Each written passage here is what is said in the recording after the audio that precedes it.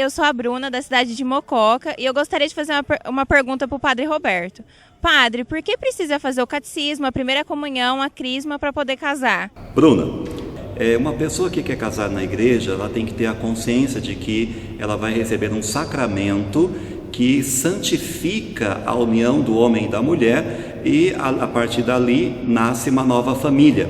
Então a catequese, ela é importante, e é importante também que tenha muitos outros conhecimentos que talvez a pessoa não tenha tido, principalmente sem ter feito o catecismo na infância, nem ter feito a primeira comunhão ou o crisma, né? Então o que nós percebemos é que é importante sim, né, ter uma educação para o casamento. Aqui mesmo no santuário, quando alguém me pede para fazer casamento, eu não posso fazer aqui no santuário, nós vamos, geralmente, o padre vai fazer em outra igreja das pessoas que aqui frequentam, né? E quando os padres permitem, em outra paróquia. Aí, o que acontece? Eu mesmo dou a catequese para os casais, né? Durante 5 semanas, 2h30 cada dia, cada vez. Então, mas isso voltado especificamente para o matrimônio. Agora, para fazer a primeira comunhão e o crisma, é importantíssimo esses sacramentos, porque os sacramentos são aqueles que acompanham a nossa vida, né? Desde o nascimento até a morte. Então, nós temos o batismo, depois que na infância crescemos mais um pouco, vamos fazer a primeira comunhão, cresce mais um pouco, faz o crisma, depois cresce mais um pouco, faz o matrimônio, nesse meio tempo, se pecou, tem que confessar, enfim, depois, se tiver doente, necessitado, vai fazer a unção dos enfermos, né? E, por fim, né, também temos o sacramento da ordem, para quem tem esta vocação ao ministério sacerdotal, né? E outras vocações religiosas também. Então, o que eu tenho para te dizer é que há bispos que podem dar um documento de dispensa e a pessoa pode fazer direto o casamento, né? E prometendo fazer o catecismo para a primeira comunhão e para o crisma, né? Tem um bispo inclusive fez isso com a noiva do meu sobrinho, né? Eles estão noivos, ela não deu tempo dela fazer toda a catequese para a primeira comunhão e o crisma, ela pediu uma dispensa ao bispo, o bispo concedeu e ela vai fazer isso após o casamento.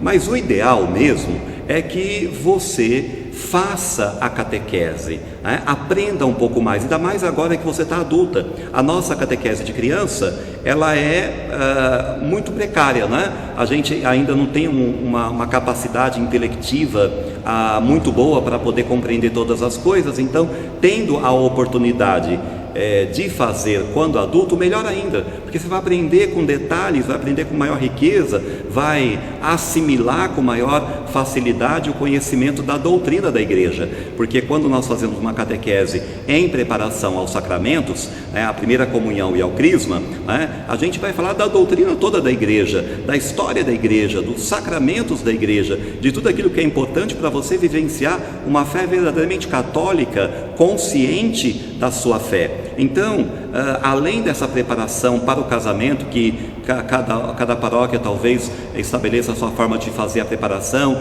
tem gente que faz um dia só, tem gente que faz um final de semana, eu prefiro fazer aqui 5 semanas, né? 2h30 cada dia, né? E assim preparar para o casamento, mas aí é uma catequese específica para a celebração do matrimônio. Agora, para o crisma e para a primeira comunhão, o adulto, por ter maior capacidade intelectiva, ele pode fazer aí em 1 ano, alguns podem fazer em 6 meses ou até 3 meses, né? De uma catequese bem dada, uma catequese que seja bastante rica, né, no sentido de muito conteúdo, e aí sim você ficará mais preparada para chegar ao matrimônio. Que bom você chegar ao dia do casamento e poder receber a comunhão, mas como você vai receber a comunhão se você não fez a primeira comunhão? Então no dia do casamento você não vai poder receber Jesus na Eucaristia.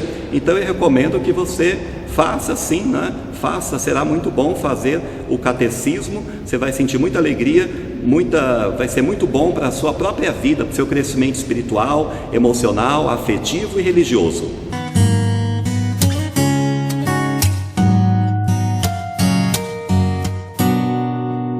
Padre, eu sou de Mococa, meu nome é Alessandro.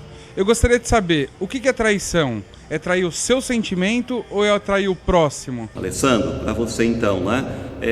Bom, em primeiro lugar, todo tipo de traição é ruim, né? Nenhum tipo de traição faz bem nem a quem trai e nem a quem é traído, né? Agora, é claro que a sua pergunta é bastante abrangente, né? E pode nos fazer pensar em diversos tipos de situações diferentes, né? E então, poderíamos dar um exemplo agora, eu não sei o que você tinha na cabeça, né? Assim, em que situação você estava pensando no momento da pergunta, mas eu poderia dar um exemplo, por exemplo, de um homem que é casado com uma mulher e que talvez ele não a ame mais. E aí ele está querendo ficar com uma pessoa que ele ama, né? Então o sentimento dele é para com aquela pessoa, mas se ele não ficar com ela, ele estará traindo o seu próprio sentimento.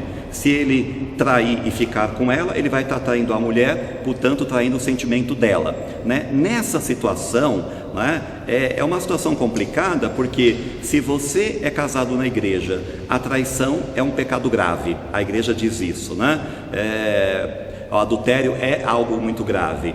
E por outro lado, você talvez está vivendo uma situação no matrimônio que lhe deixa triste, que lhe deixa incompleto, que lhe deixa abatido, que lhe deixa até sem força para trabalhar, para pensar, para sonhar, para se divertir, não é? De modo que aquele casamento se tornou para você uma dificuldade, não é mais uma alegria de viver, não é? E por isso, talvez, até pelos sofrimentos que esteja vivendo naquela relação, talvez os seus olhos tenham buscado um outro caminho, buscado uma outra pessoa que possa lhe trazer mais alegria. E aí você fica naquela indecisão: eu devo, né, trair os meus sentimentos, ou seja, não fazer aquilo que eu quero porque os outros vão falar, porque os outros vão achar ruim, e também porque vai prejudicar uma outra pessoa, ou eu devo prejudicar essa pessoa e ficar com a outra e não trair os meus sentimentos, né? Não é essa a situação que você está vivendo, evidentemente. Eu estou dando um exemplo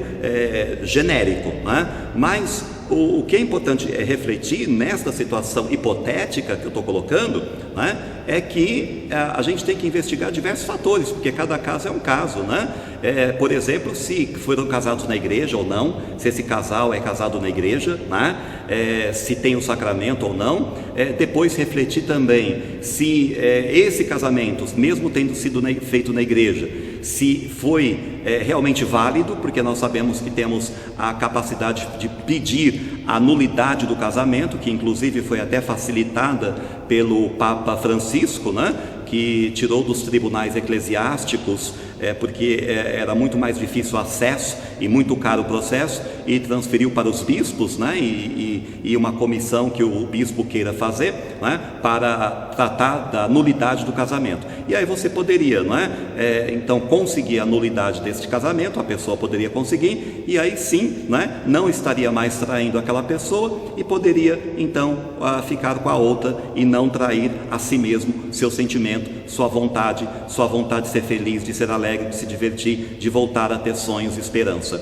Esta é uma situação que eu coloquei hipotética, né? A pergunta pode ter diversos, né, trair a si próprio. Pode ser também não só na vida afetiva, pode ser na vida financeira, na vida profissional, pode ser. Então tem vários exemplos. O que eu te aconselho? A procurar o padre, a vir conversar pessoalmente, né? E aí nós podemos tratar especificamente do seu questionamento, né?